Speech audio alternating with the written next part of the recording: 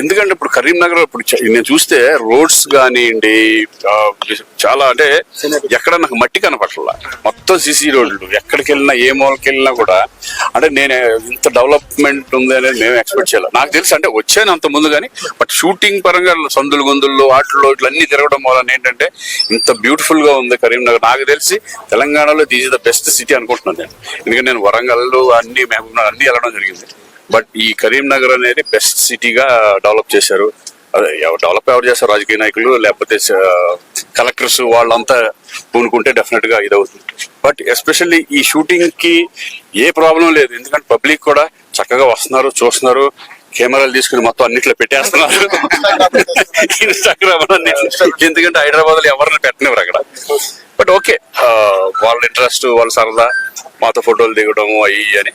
But ఒక్కోసారి వాళ్ళు కూడా ఎప్పుడు ఏ డిస్టర్బెన్స్ లేదు, చాలా చక్కగా జరుగుతుంది షూటింగ్. డిస్టర్బెన్స్ ఉంటే 2-3 రోజుల్లోనే వెళ్ళిపోయేవాళ్ళం మేము. ఎందుకంటే